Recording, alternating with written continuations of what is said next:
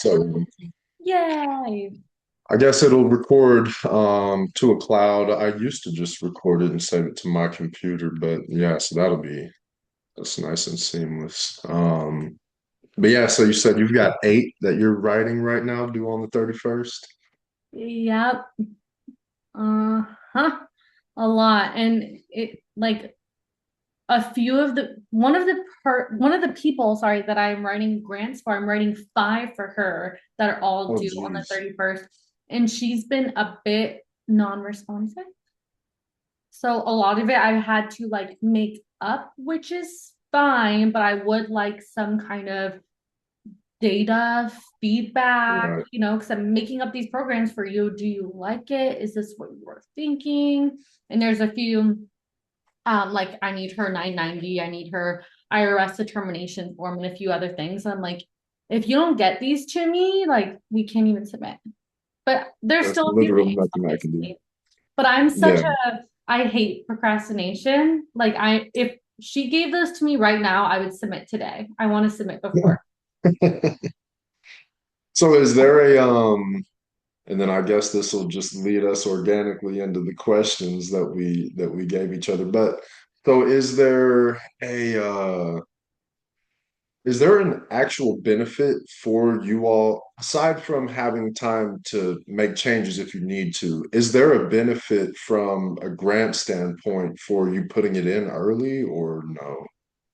I mean, I personally like to submit every grant at least 2 days before the deadline, especially for the big federal grants, because there are some platforms that when you are submitting, like I said, especially for the big federal grants, sometimes there's like thousands of people all on there at the same exact time. And sometimes that makes systems bogged down. So if anything were to happen and the system crashes or whatever, I don't want to have done hours or weeks or however long we've been working on it, hours of work, and then we can't even submit it.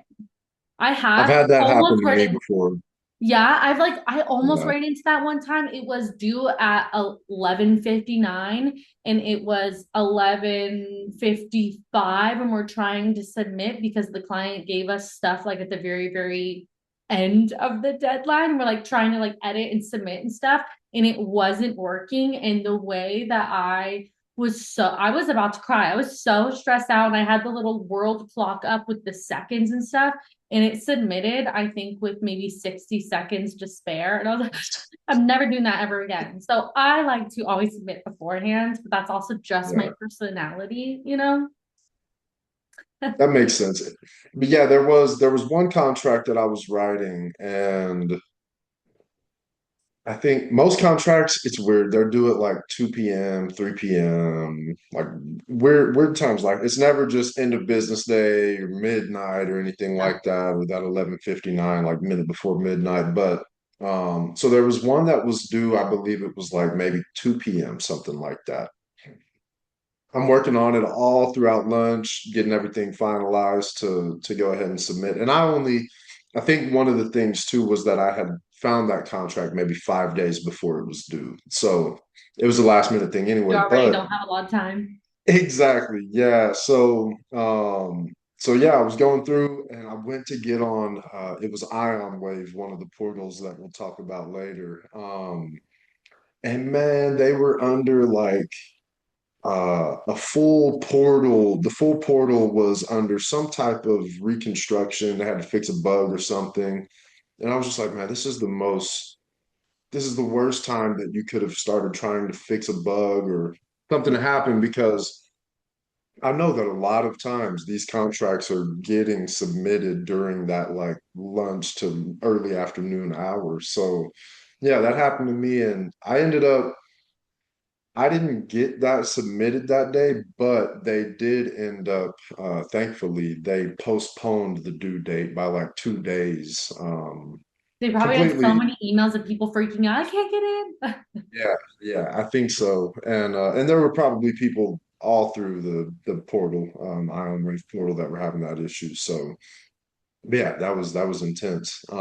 Stressful. Okay, so with that, I mean, I want to get to, I think the questions I have to ask you.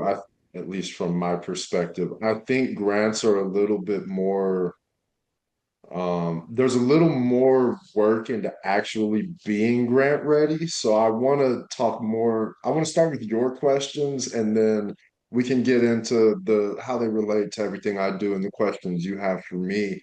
Yeah.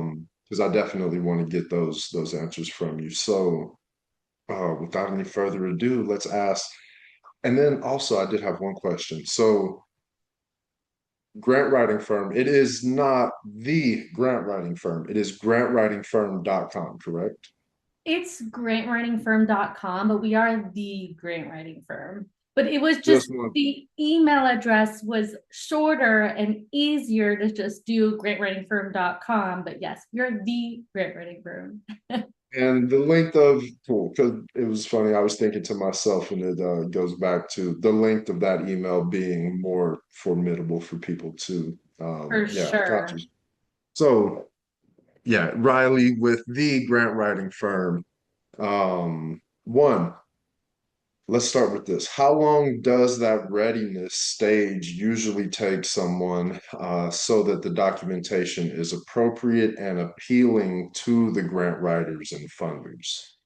Yeah, that's actually a really good question. And a lot of my answers are probably going to start with it depends on the specific grant Right. and the specific funder, unfortunately.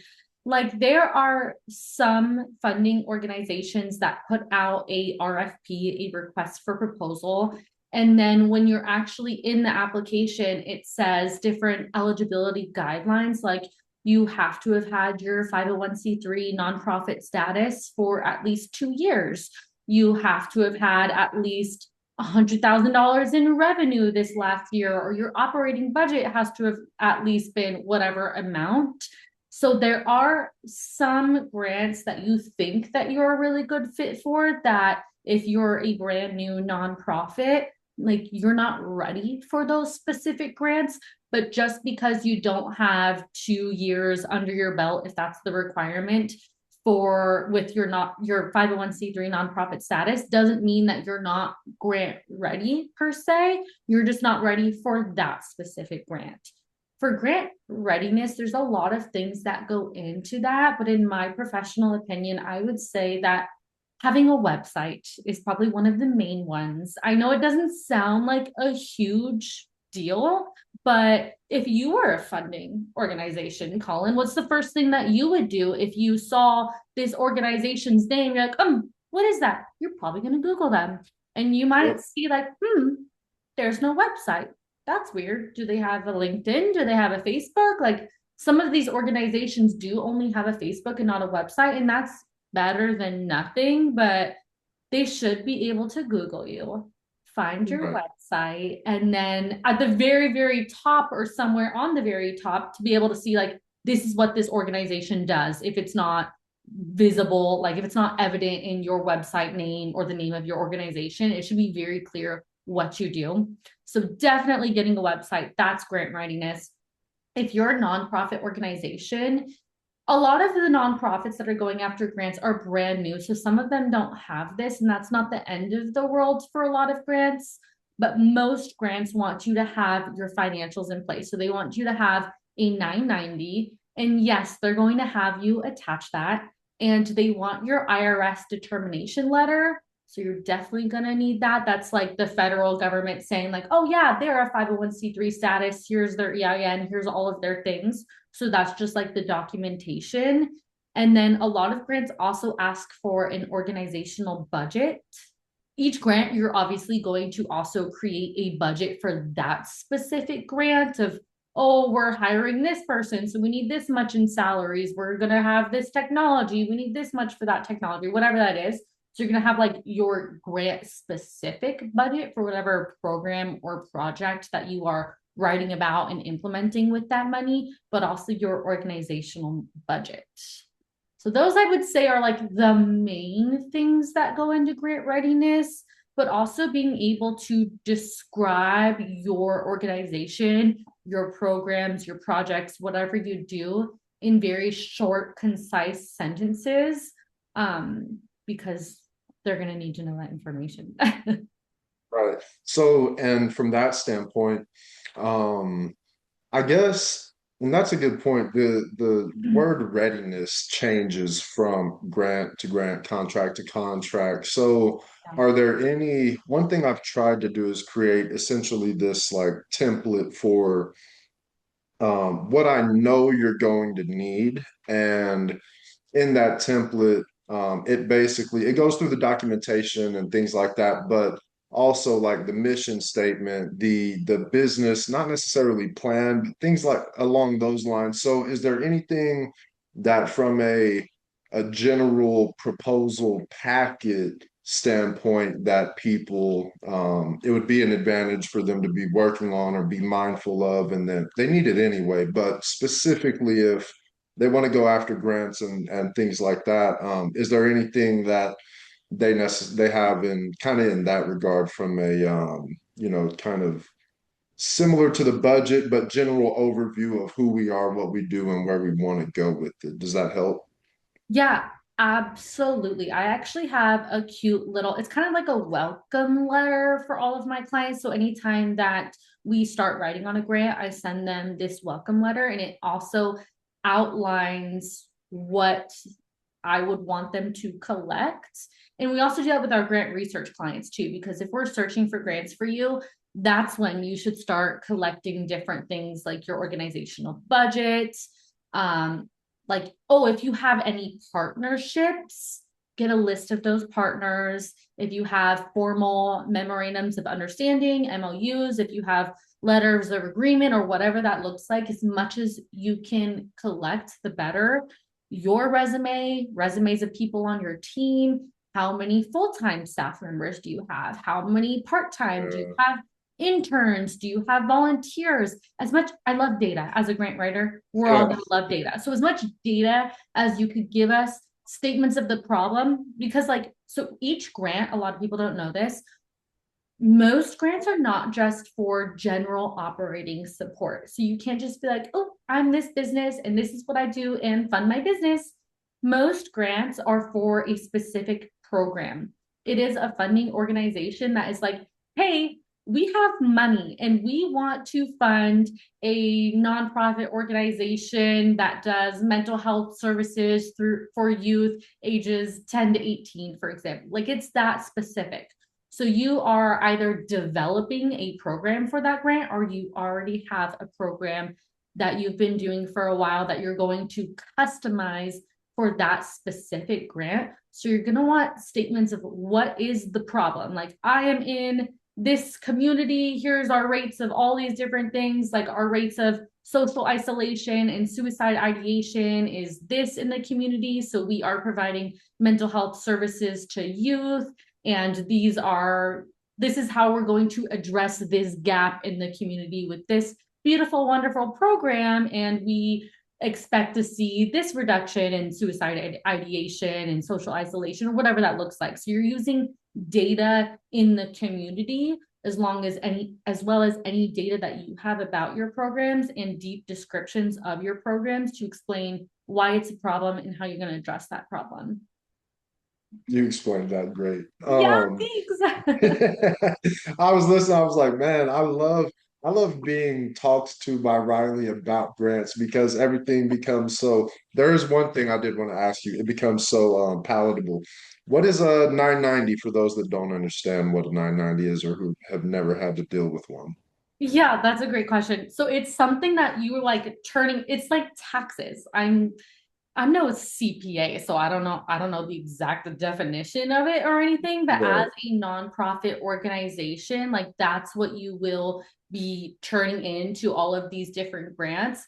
And it basically just kind of explains all of your income, your revenue, your tax, I don't know, all the different things about taxes. Gotcha. Yeah, Okay. it's like a form. You know how like you have like W-2s that you fill out? It's kind of like that. It looks a lot like that, but for a nonprofit organization. And a lot of times, some grants you have to fill out like a organizational health worksheet or something like that. And you're basically just taking all of the information from your 990 and inputting it into that. And then usually also turning in your 990 to be like, this is the health of my organization. We're in the red, we're in the black, or whatever that looks like. Here's all of our income and all the different things. So it's just like outlining the fiscal health of your organization. Gotcha. Okay. I'm no CPA, but I hope So that made sense. yeah, no, it did. Because even when I heard 990, I was like, I love that I'm willing to look and sound dumb because I have no idea what I'm talking about with the 990, so I need to figure That's that good to know. out. But There are some things that I've been doing this for almost 15 years now. So there are some things like RFP, for example. A lot of right, people don't even know what that is. That's a request for proposal where a funding organization, like I said, is like, hey, we got this money and here's what we want you to do with it. It's just a long right. explanation of what they want and what their priorities are. And then you're responding to that RFP with the actual grant narrative and the application. Okay, and so with that, because 990 is obviously a nonprofit thing, if I'm a for-profit and I don't necessarily have a nonprofit partner, I don't have what we can get into in more detail, a non-fiscal sponsor, what are there grant opportunities for me as a for-profit business? And are there specific grant formats that would be more fitting for me as a for-profit business versus a nonprofit business? This is a great question that I get all of the time, actually. And I could give you the 10,000 foot view, or I could go on and on and on and talk about this for like 30 minutes, but I'll try and do the 10,000 foot view. But Colin, it depends on the type of organization as well. Maybe they're a better fit for government contracts. Maybe you could talk to them about that.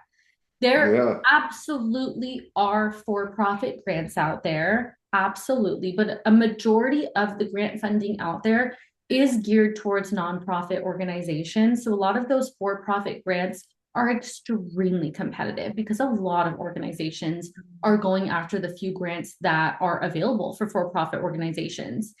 And usually they're much smaller in dollar amount than for nonprofits. So anytime that I get a nonprofit client or someone reaching out to me being like, hey, I want grant funding, I talk to them about their options with absolutely, we can go after for-profit grants. But are you also willing to go after government contracts? If so, I'm going to send you Right. to Colin. If are you willing to get a fiscal sponsor, which is basically like you're using another organization's 501(c)(3) status to go after grants, and there's two types of fiscal sponsorships that we could go into later. Or would you be willing to partner with a nonprofit organization? Maybe it's someone in your area with a similar mission as you, like your mission's aligned. So maybe they are going after grants with their for nonprofit status for a program that they have, and then they're writing your organization into the grant to provide a service or help with their program in some sort of way. It depends on the type of organization, obviously. But yeah, there's different routes they can go. They can do for profits, government contracts, if they're a good fit for that. Obviously, you'll go into detail on that, or they can go after some nonprofit grants with a fiscal sponsor or a partner.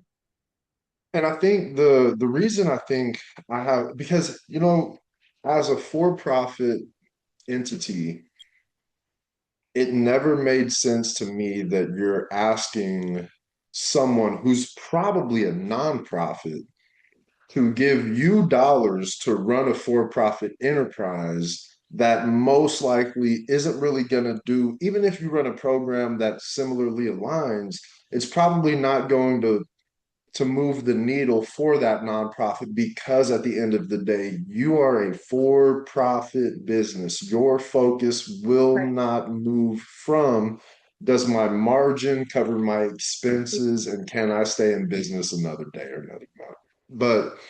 Yeah, But you're right. It also depends on the type of organization, on if like and what kind of services you can help provide, and are you doing any work in the community? Like some right. organizations are just not necessarily set up to partner with a nonprofit, or it wouldn't enhance their mission and wouldn't help them, just like you're saying. Like, Right. it also depends. I do have a for-profit client, which we have very strict NDAs with all of our clients, so I can't like give too much information, but I Yeah. have a for-profit client where what he does is work in the community through arts. So he has a fiscal sponsor and he's going after arts related community grants because it's already exactly what he's doing. He's already benefiting the community with his for profit organization. He's just not a nonprofit. So maybe he could develop another nonprofit or create a nonprofit arm of his company in the future. But for now, he just doesn't have the time or want to do that. So he's still going after those grants that align with what he's already doing, just with a fiscal sponsor. And then I'll keep this. Let's not even like go too in depth. You can give me like a 5 word answer on this. But God. so is there a difference between um from your experience, because I haven't really looked a lot into Mm. this, but I think people are misguided by social media. And so I think the words that are being misused are grants and funding. And I don't think people are realizing that when people are trying to use these two words to bring in sales for coaching, that funding really is talking to investor networks versus the grant writers and funders from that standpoint. So I want to get kind of your feedback on how those words are used, can be misused, and then as a grant writer, what you mean when you say funding versus just somebody giving you money to run your business. Yeah, I mean, it's hard because in the grant writing space, grants and funding can absolutely be used interchangeably. But if you're not in that space and not literally talking about grants, not really. Like, I have a client who they had a nonprofit coach who they gave a bunch of money to, and they gave them this long list of grants that they should go after. And she sent me this long list of like 50 grants. Most of them are not grants. Most of them are just like an organization, like a Fry's or a Safeway, for example, where some of these organizations absolutely do have foundations that give grants, but a lot of the organizations on there, they maybe they do sponsorships, maybe they could give you stuff for a goodie bag, maybe they could provide you with funding in some kind of different way, but they are not literally putting out a request for proposal or a NOFO, which is a notice of funding opportunity. That's like basically the same thing. They're not putting out an RFP or a NOFO and saying, hey, we have this funding for this. Like, you're getting like funding in a different way through like donations and stuff. That's totally different. A lot of people come to me, they're like, I want free money and I want it now, and I don't want to do anything for it or anything with it. That's not really how grants work. Like, grants, you are providing a program or a project that's going to benefit your community. So you're writing a whole application on whatever your program is. And then when you get the grant, which hopefully you do, that's when the real work begins. You actually have to do the program or project that you said you were going to be doing, and you have to manage it. You have to often write like monthly, quarterly, yearly progress reports. You have to do data collection and analysis. It's not just like free money like a donation is. You have to do the program, you have to collect all the data, and you have to manage it, you know? Right. And so with that, let's say I'm a for-profit business. I've been in business 4 years or so, and I don't necessarily have a nonprofit, which we kind of tapped into, but I don't have a nonprofit arm, but I do have a program that let's say I'm working with the youth on getting them into trades, right? Do the grant writers, or I mean, I'm sure it differs again, grant to grant, but do most of these grant writers do they take into consideration people who may have community impact, but they don't necessarily have a nonprofit arm? So one, does that impact you in a positive way? And then two, is that actually even a possibility to, kind of leverage that aspect of your business versus the nonprofit side? Yeah, absolutely. Like I said, it depends on the grant, depends on the funder, all the different things. But like, Right. there are some for-profit organizations that are still putting out their own version of an RFP that is requesting for the funds to enhance the community. So you could absolutely still go after for-profit grants to benefit the community in some way. But also, if you're doing some kind of community program, you're probably going to want to go after those nonprofit grants. So you're probably going to want to look into getting a fiscal sponsor or a nonprofit partner or creating a nonprofit arm of your organization. Like creating a nonprofit I've seen it take 2 months, I've seen it take a year. It can be a very long process, especially since you're getting your nonprofit status at both the state and the federal level. There are some grants that you could go after with just like your state level of nonprofit status, but you're really going to want that 501c3 through the federal government to go after a majority of those grants. But a good way to get around that for people that don't have the time, money, whatever it is to just partner with organizations in their area that are doing similar community work. And then you could still do your community program with them or underneath their fiscal sponsorship status. Sure. Okay. Yeah, definitely And benefits. then, yeah, because I was thinking, I was like, I know a few people who they have the intent of the nonprofit aspect, but they just don't have whether it's the formation, the management, even the appropriate tax setup. I mean, there are so many things on that and that, Yeah, uh, having a board of directors and sometimes having to like right. vote things into place. And it could be hard to like, quote unquote, lose control of your company with doing a board of directors. But that's why I'm like, if you're going to go that route, you should definitely be very careful with who you put on your board and also be careful about what your board's policies and procedures are so that you feel confident that you still have the same level of control, but also you're only going to be wanting to be putting people on your nonprofit board that you trust or are really good community members, like people in the space that you're in, been doing it for a while. Like they're professionals, they're leaders in that space. So then if they do disagree with you, it's for a good reason. You can always learn something from it, you know. That doesn't mean that they're gonna like necessarily overpower you. Right. Yeah, I didn't even think about that this since we've been talking about it. Honestly, the board of directors, the meeting minutes, how you record them, how you keep them, the documentation is so much more intense than your typical small business startup. For sure, I've been a part of quite a few nonprofit startups, and it can be a lot of work. But honestly, with all of the new like AI tools, like how much Yeah, easier would that be? Even just with Zoom, Zoom has like a cute little AI companion, so you don't have to literally download what is it like open AI and it just automatically goes to yeah, all your meetings, which is a little weird, a little sketchy. But like it can help take meeting notes and stuff. You know how many hours I have spent taking notes for different meetings, and then afterwards my little perfectionist personality, I make them all pretty and make them look good and do right. folding and stuff and send them out to everyone. Like now with AI and stuff, there are certain aspects of the nonprofit space that are just easier. Yeah.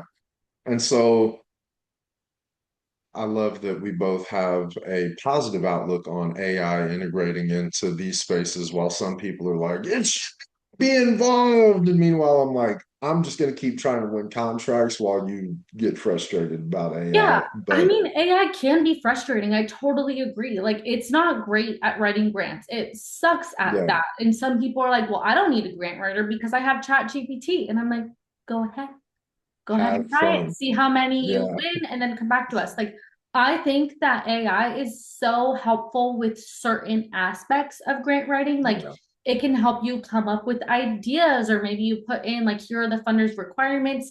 Here's what I wrote. Am I meeting all of these requirements and stuff like that? But like, exactly. doing it from scratch with zero information about the grant or zero information about the organization, like, good luck. It's a good peer review tool, is the way I kind of look at it. Totally, absolutely. And I have like some people that are in their master's programs and stuff, and they're using AI to write every single one of their papers and stuff. And I'm like, must be nice. Like, I didn't have any of that. Man, I used to, yeah, spend a lot of brain calories writing papers and researching in real books. Yeah, but that's also why I'm so good at grant writing because you have to do all of that research. You have to make sure that you're reading peer-reviewed articles and the US Right. Census and all of these different things that are providing you good data to talk about what's the problem, what's the gap, how are we addressing this gap? Like that's the main thing of grant writing is that right there. It is the word. Um, so are there in government contracting, there are set asides for woman-owned businesses, veteran-owned businesses. There are many different set asides that they can determine they do or don't want to use or abide by at any given moment. So, with grants and funding, do you see any uh, quote unquote set aside opportunities for specific, not necessarily specific operating nonprofits, but more so just are there any SBA certifications or anything like that that people are able to obtain that would give them some more niche opportunities, whether that's government funded things or other private equity funded opportunities? Is there anything like that that's similar to how it's run in government contracting? Funny because I've never actually gotten this question before, but I got this question in a meeting with a client like 30 minutes before this meeting. So that's so funny that you're asking that. I mean, so for SBA loans and stuff like that, absolutely. You can use your veteran status or woman owned or whatever that means. Obviously, for government contracts, like I've written a few back in the day and we had a veteran owned disability, like we were able to check all of those boxes. And there are some for-profit grants, like the Amber Women's for-profit grant. It's like a monthly grant where you have to be a woman organization or woman-owned organization, I mean, to go after that. But typically in the non-profit space, not typically, no, it doesn't necessarily. Like I am writing a grant for a gentleman right now who we were able to use his status. I don't want to give too much information. His status in his past history in a similar field to Gotcha. enhance the application. But there's typically not grants that are like you have to be veteran owned. But let's say that Okay. you're writing a grant where you are developing a program or you have a program that is serving veterans. If you're a veteran, yeah, let's throw that in there. Or if you are writing a grant and you're serving certain like disproportionate or disproportionate like groups, I would say absolutely. It's not a bad idea to be like, yes, we are African American owned. We help support African Americans and youth development or whatever that looks like. Like you can absolutely enhance certain applications for grants with different statuses that you have, but there's not typically like only a woman owned organization can go after this nonprofit grant, you know? Makes sense. All right.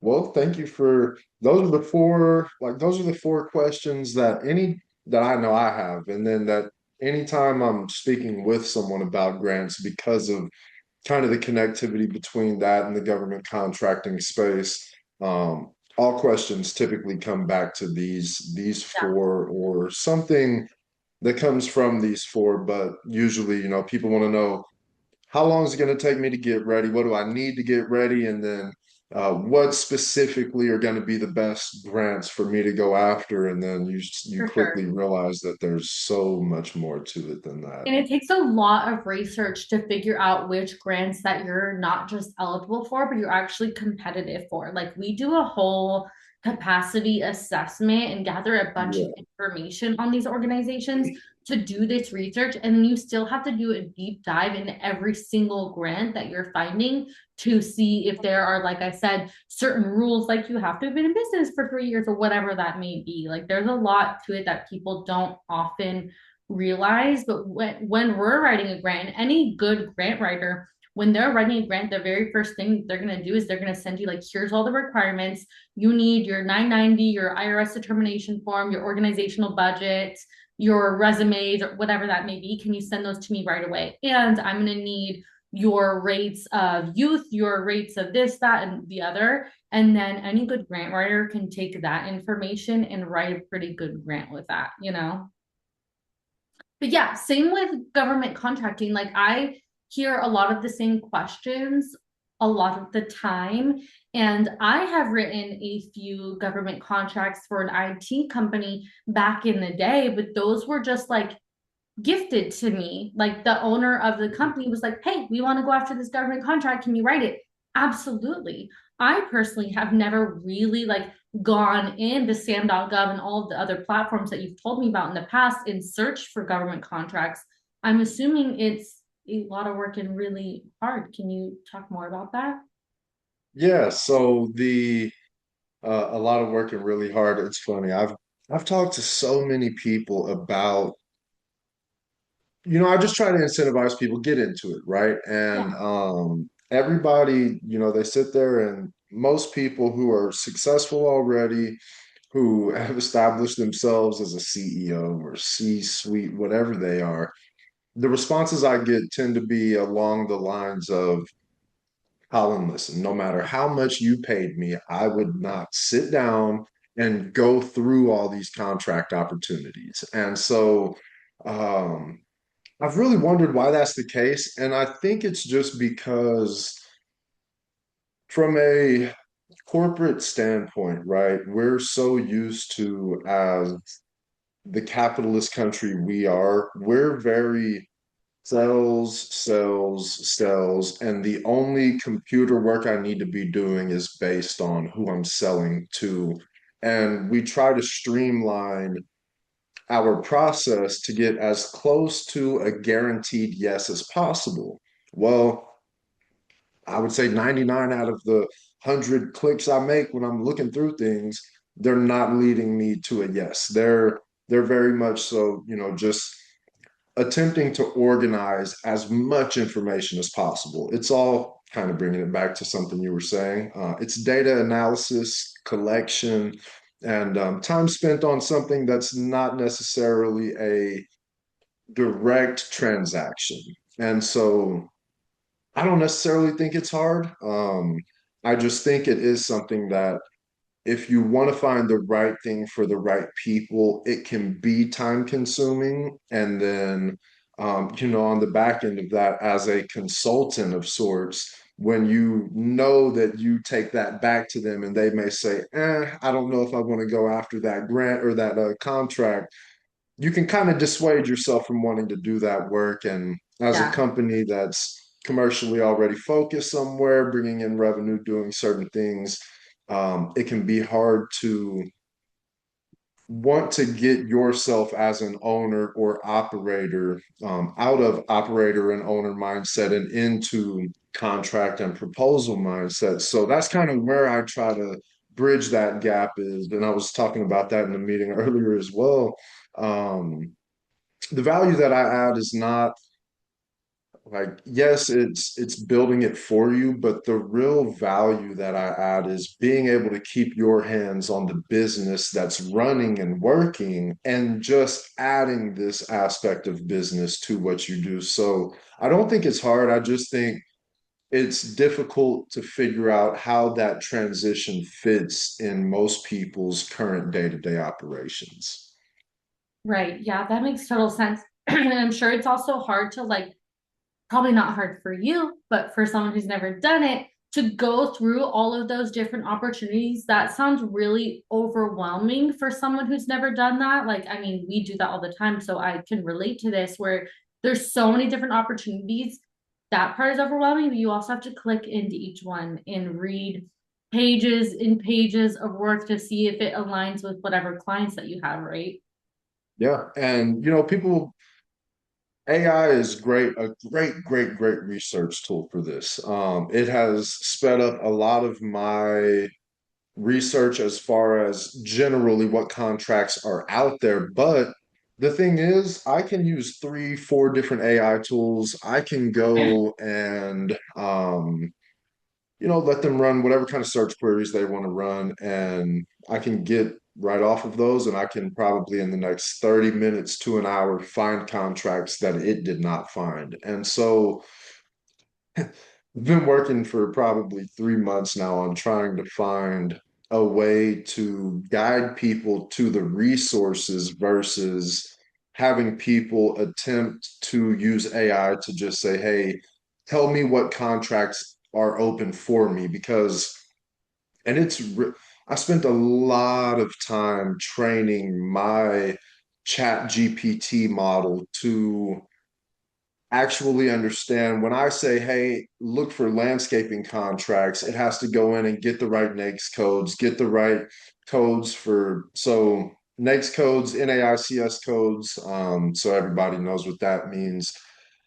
Every service out there, no matter what it is, if the government buys it, they have a NAICS code for it. So if you do plumbing inside vertical walls, or horizontal flat floors. They may have two different NAICS codes. So it's very important to be intentional about those and then understand that when you're searching, how to use those. But getting back to how I trained my GPT model, I was very intentional, spoke to it a lot, to the point to where it understood when I say, hey, here's a contract that I'm going after. Here are the next codes that I want to, or here are the next codes I want to go after contracts for. Find these contracts. It would go through sam.gov, isolate all those contracts that fit into there, and then it would also give me the ones that were in Texas because I don't want to be doing landscaping in Chicago. So, Yeah. um, but getting into that, and then the forget the abbreviations, but NAICS codes, they're universal. They're going to be used all over the country, city, state, so local and national government contracts. But sometimes the city and state level, they'll have other three-letter or three-number codes that will appropriate the service to their specific city government body. So those are things to be important or be cognizant of whenever you're trying to give important uh what's the word I would use keywords or terminology to your chat, your GPT model or whatever you're using to try to search. So summing that all up, there are a lot of small details that can either enhance or elongate your search process. And Yeah. so I just use AI to attempt to get me into the right portals. And then the beauty of it is there are so many people using AI to work on the back end of, SAM.gov and all these other entities that are posting these RFPs, RFIs, RFQs. And so I'm kind of just tagging along to their coattail and I'm just kind of scraping all the information that they're paying for these APIs to get people to sign up for these $100 a month, subscriptions. I'll just tell chat, hey, because I don't have a subscription with what is it, Banana Bid or HireGov or one of these other $500 a month government contract research tools. Can you go look on there and see if you can find anything and just bypass certain criteria? They'll see this and they'll fix that. But so yeah, there are many ways to enhance your search process, but to your point, there's so much clicking and just immediate research that you're going to have to do to make sure it fits because, and then I'll give this and then we can move on from this question because I could keep going on and on about this. But the Same. thing I like to do to make sure that the contract is going to fit is click into the insurance requirements. The insurance requirement is going to most likely it's going to be the most telling document request in regard to am I a good fit for this? Because if you see $5 million umbrella necessary for the contract and you right now have $150,000 policy, you're probably not going to win that contract just because you've never managed that type of scope of work. That's a great tip.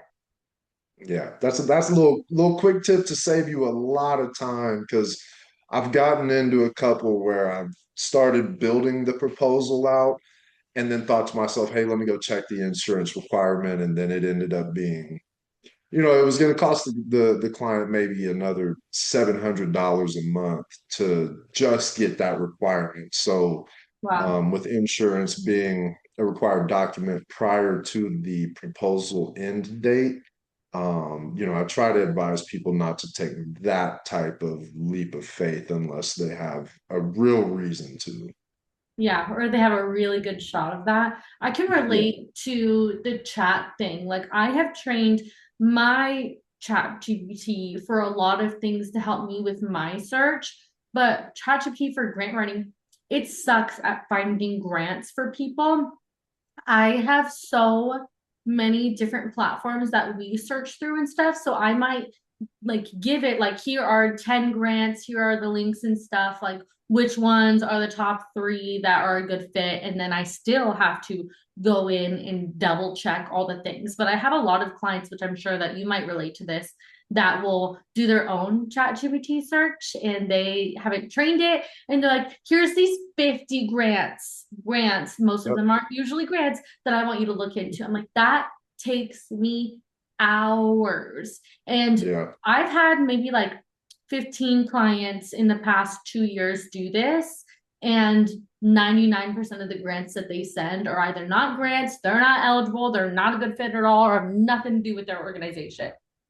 Yep. And I love the when somebody sends me because they'll hear, oh, you use chat or you use Claude or you use this or that, and they'll go and they'll research the exact same thing and they'll send me back what they get. And they're like, why am I not getting the same thing you're getting? And I'm like, because I spent 20 hours teaching my chat how to research for the things I want, knowing that one day some kind of update or something's going to happen and I'm going to have to reteach it. Y'all don't want to do that. And you shouldn't want to. You should continue operating your business and let somebody else do this for you. So, yeah, I love the good old you used AI, I could use AI to do the same thing. And Yeah, it's like, that's like saying you used a computer, I can use a computer to do the same accounting you did. that's a great analogy. I love it. Yeah, it's Yeah. funny because like I have a lot of people who think that they can do that, but just like you said, that you spent 20 hours teaching it, you're also spending countless, because this is what we do for a living. You're spending countless hours every single day continuing to shape it and teach it and give it feedback like, no, that's not what I meant or whatever. So it's not just like it's an ongoing thing that takes multiple weeks, years, whatever it may be. But so let's actually go back a little bit because I realized that a lot of people probably don't even know like what is government contracting. So for people that are like brand new to this, like what is government contracting like in simple terms if you can and Yeah, how yeah, many yeah. different I'll keep this short and no, sweet. I wasn't So, saying that you don't do it in simple terms. It's just like a lot of people are like, I don't even know what the heck that means. right. Um, in the most simple terms, and I saw a guy that he put this really well. Government contracting is simply doing business with the government as your customer. And I think the complicated part is how do you do that? It's Yeah. not so much what it is, but the government, and it's weird. I don't even like using the term the government in this aspect because the government um, as a purchaser is different than the government as a political body. So when people Right. hear you say the government, they go, "Oh, Trump is buying landscaping." Like, no, that's not how Nothing this to do stuff with that. works. No, that has nothing to do with the politicians. It's the governing bodies who employ these politicians. They have things they need done, and they're always seeking businesses to provide these services as vendors. Yeah, that makes total sense. So is it like literally the government is putting out every single one of these, or is it like the city of Phoenix needs a landscaper, and that's like they're obviously governed by the government or whatever? Or is it like the state of it? Are they like different levels? Like ours for grant writing, it's like there's federal government grants, there's state grants, and there's foundation grants. Yep. So there are federal contracts, there are state contracts, there are city contracts, and then a good example, because we've been doing a lot of landscaping contracts. So Texas, we have the Department of Transportation, so we've got TXDOT, and then we've also got cities and municipalities and counties that manage certain strips of the highway, or maybe 14 miles of this highway is run by TxDOT, but the other 13 miles that goes into Dallas on I-45 is managed by the city of Dallas, the city of Irving, the city of Louisville. So it's really interesting how these different organizations, municipalities, counties, cities work together because one contract that we just won, yeah, I don't know exactly how much we Yeah, I it's a know figure. it's hard. But so one of the contracts that we just won, it was run by, I have two good examples. So one was run by the city of yeah, I can get into that. So one was run by the city of Waxahachie previously. So the city of Waxahachie is in Ellis County. Ellis County has taken over that contract. And so this kind of happens every couple of years. Either a county will give the city the management of that contract, or somehow, in some way, their city hall they make changes, and the management and purchasing can change. So TxDOT, they are the Department of Transportation. They actually just handed a contract back to the city of Irving. And there are a lot of things that can have them change how they're going to operate, but there are over, I want to know the exact number. In Texas, I think we have 1,000 school districts, 1 or 2,000 school districts. For every school district, you have at least 2 to 3 government contract bodies. So we have thousands of governing contract bodies in the city level. In the state level, we have hundreds, Department of Transportation. I don't even know what all departments our state has So many. because there's so many, and people will ask me like, "Hey, do you know if?" And I'll tell them immediately, like, "I don't have an answer for you immediately for Yeah, do anything, the and if I research. do, yeah, I have to go back and do the research because I look at so much every day that it's not even an I forget thing. It's a I know better than to give you information off the top of my head thing when it comes to what is actually out there from a department Right. standpoint. But yeah, so there's city, there's state, there's federal, and there's also international, which is something that I'm starting to get into, which I'm excited about. But yeah, so there's multiple levels, and even at the city level, there are many departments that people would be able to. That's good to know. And for your explanation for like what is government contracting, like that makes a lot of sense. It's funny because like for grants, it's almost the opposite. Like you're not selling a service, you're basically Right. asking for funding to run a program that creates impact. So there's a lot of overlap, I would say, between government contracting and grants, but in the same trade, they're completely opposite. Yep, and I was thinking that earlier, and that's why and kind of where my funding question came from because I would I would love for people to understand it, but with grant writing and funding, people are ultimately they're going to have to do work, but they're not necessarily being paid an hourly rate for this work.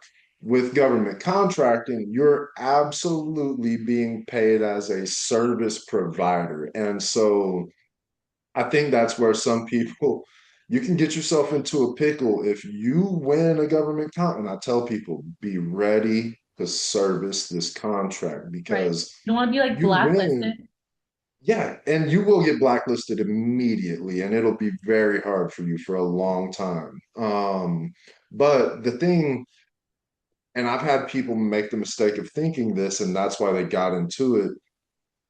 Government contracts do not work like, hey, okay, you just won a $3 million contract. Here's the check. We hope you perform the service. That's Yeah. not how that works. It's, the payment process is very much so it's a lengthy process. It's, you apply for these contracts, you give them all the documentation. It may be 90 days before you sign the final documentation of that contract. And then after signing the contract, now it's time for the fulfillment of services.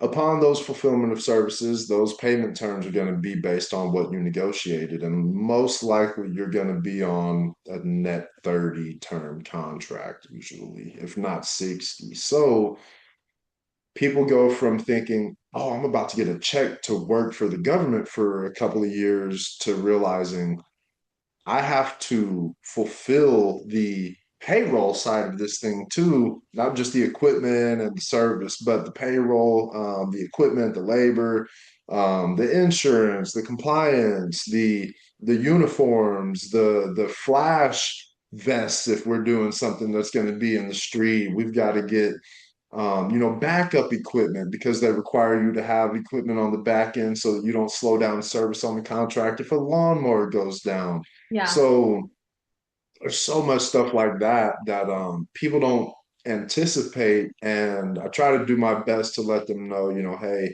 the the best thing you can do is underestimate how much work is going to have to be done for you to fulfill this contract and how much money you need to do these things to fulfill this contract. Because, again, the last thing you want to do is get blacklisted because you overestimated how good you are at what you do and underestimated the transition, kind of like we talked about, of going from just commercial work or whatever residential work to now having a contract that you must fulfill on a weekly, bi-weekly, monthly, whatever basis. Yeah, that makes sense. And is it like you have to do things like right away? Like if you're writing a government contract, do you have to be able to like implement that right away if you are awarded that? Or is it like, oh, cool, we were awarded this, we didn't realize, so now we need to hire this person and hire this person? Mhm. Or is it like a you better be able to do this tomorrow, basically? Most of the time for, I would say, construction based operations, so construction including landscaping, hardscape, anything that I would say is labor based, you should be ready to mobilize in the matter of 7 days max. And that's like mobilize to start, legitimate phase one completion, not mobilize to start walking around the buildings. Typically, you have time. I mean, I don't know why you're going after contracts you can't fulfill anyway, but I mean, um, I'm sure someone's gonna want to they do it. do. People want to do that with grants. They're like, They oh, do like, it. what if I might not get it? Who knows? But like, what if you do get it? Then you have to be able to do Yeah. it. And I tell people from day one, if I'm going to start writing for this, maybe you have from the time of us submitting, you probably have a 45-day window if you win. So you have 45 days to be ready. And the thing But you is, don't even once know they if you're gonna come, get it then. you better You be have to be ready. ready whether you get it or not. And then when you get it, you have Yep, to go. Okay, that's good to know. exactly. Because they don't want to hear you say, hey, I need a month to get ready to mobilize. They're like, no, because think about it. The way this is the fun stuff I love, right? So the way these work, let's say I'm the city of Highland Village and I need 20 1 acre lots mowed every other week because they're vacant, but they're for future city projects. Well, I have to then, as that project manager, I have to take my proposal to the city hall and have an actual meeting about it. So what people don't realize is whenever you change something for your city project manager, they have to take that to the city hall and they have to Totally. ask permission. And when that happens, you don't want to make their life any harder than it already is. So And they won't want to so work with you again?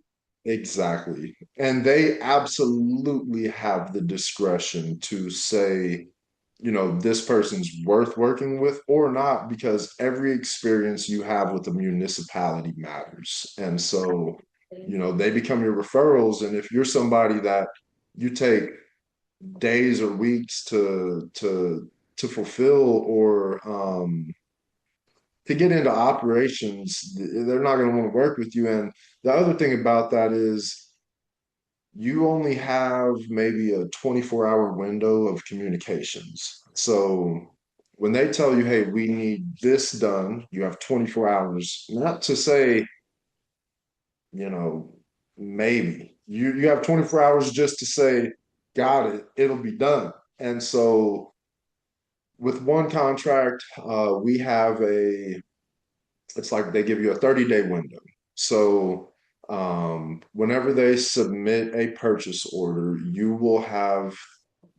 they give you the leeway of 30 days that, you must complete it within that 30-day window, but they can absolutely tell you, but we need it 3 days from now.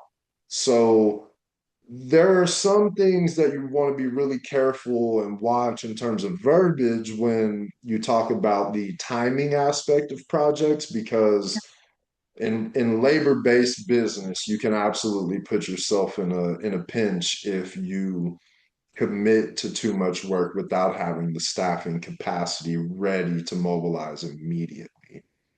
Right, because you don't want to overpromise and underdeliver, right? It's never a good thing, no matter how understanding someone convinces you they are, it's never a good thing. No, Yeah, totally. they're And same not. with like grants for the getting things approved. Like if you say this is a dramatic example, but if you say you're gonna buy a pencil, you better buy that pencil. If you end up not needing that pencil, whatever, you have to put in a formal budget Normal. modification request. Or if your program changes, a population or something, like they need to know that and they need to approve that. So who is And that's the thing, government? it has to get approved. Yeah, absolutely. You can't just like do it willy-nilly and be like, oh yeah, 3 months ago I did this. No. No.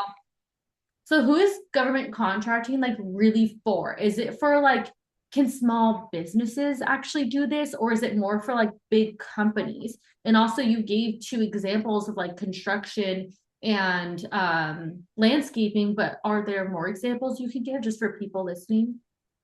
Yeah, for sure. So, I mean, you're a great example. Grant writers. There are government contract opportunities out there for grant writing, for Yeah, accounting, for, let's I'll pull my email down. I get grants sent to me every other minute. The last one I got, awesome. okay, maybe every 15 minutes. 2-day strategic planning retreat, the buying organization, Travis County. So Oh, um, I don't even know what so that some of what them are that like really niche. yeah, that I've never seen. So in terms of, what's out there, there's so much out there, and who it's for. I've been doing a little bit deeper of a dive in this personally lately to give some people some better advice, but it's for everybody. And when I say everybody, if you're an entrepreneur, you can get into government contracting. Now, No, I feel like a lot the of like people don't realize that. they don't. And the reason they don't is because why would these large companies who can just bang and make so much money, why would they even want this stuff accessible? Um nobody really puts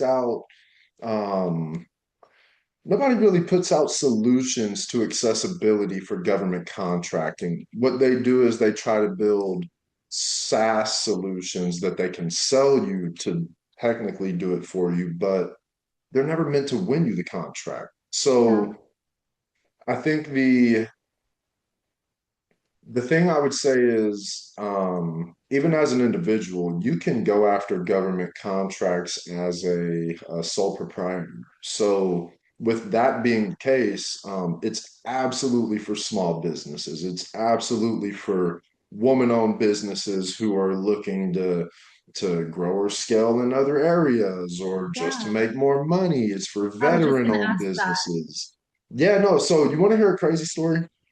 This is what actually kind of lit a fire under me about government. It made me sit up in my seat.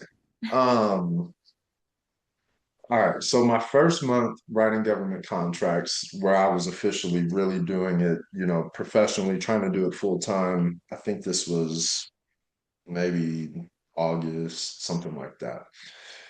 So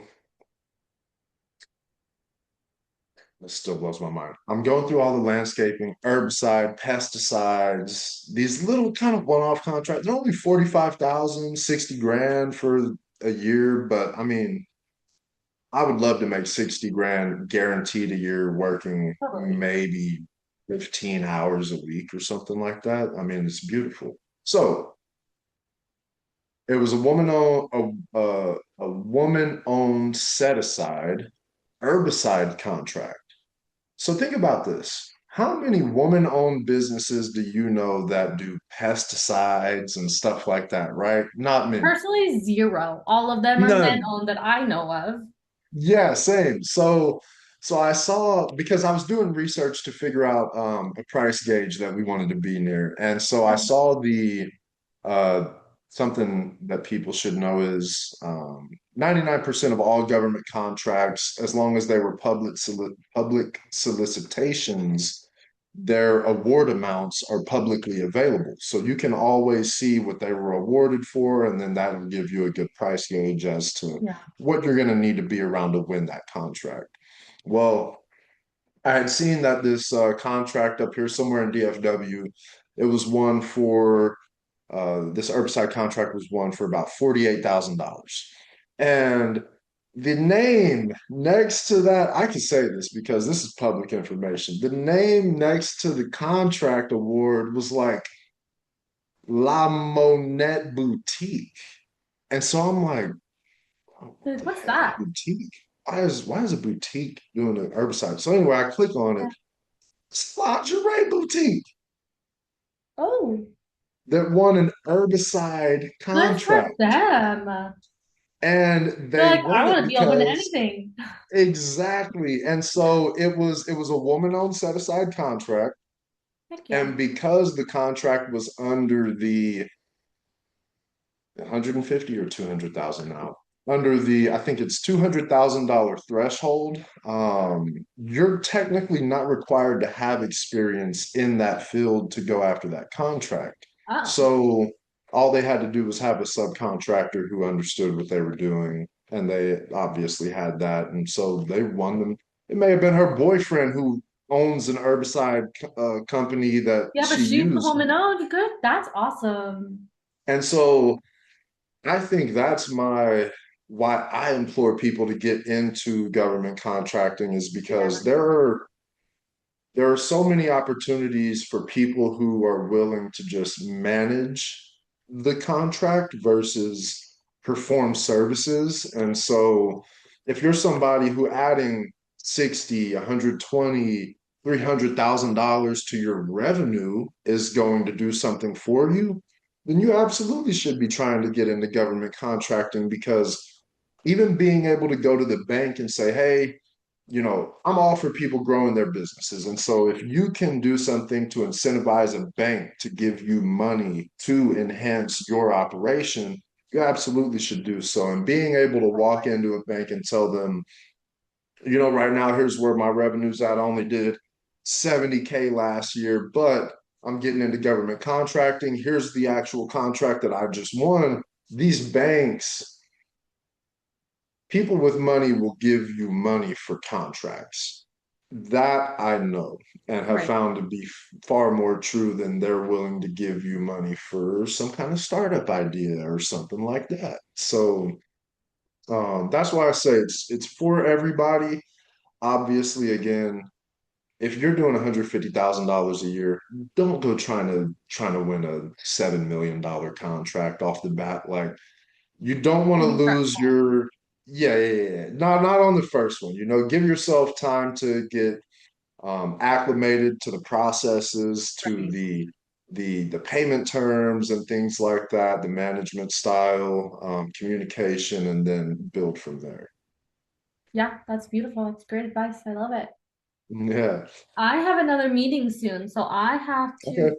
jump off, but I think that this Yeah. was super beneficial for people to understand like the differences between grant writing and government contracting and how a lot of Yeah. organizations can go after both.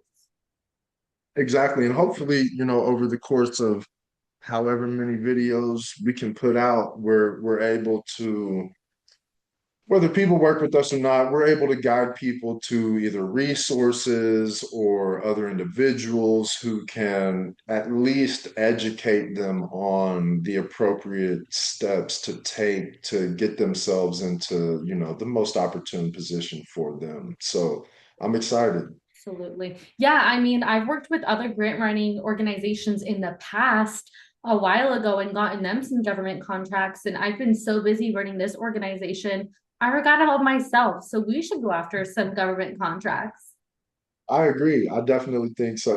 And that's the next step is sending you the actual onboarding process so that you can see exactly how we format what we do, and then you'll be well aware of what anybody that comes through you is seeing. But yeah, I'm definitely interested and look forward to that. And the beauty of what you do is, and we'll see more through that onboarding, you're not physically limited service provider. So the services you can provide and who you can provide them to, which people should take note of, if you're someone who can provide something digitally, you can go after things all over the world and you never know what's going to hit for you. So it's a Right. very vast network of opportunities. Sounds like with the right resources and help with Colin, anyone could do it. Hey, and then you know what? After that, we'll start working on the intricacies of getting that 5013C set up because that is not something that I'm well equipped with, but I'm well equipped with the resource of Dr. Riley to be able to do so. Perfect. Well, thanks so much for chatting with me today. This was great. Lots Lots Likewise. more. Yeah, thanks, Riley. Talk to you soon. Talk to you soon. All Bye. right.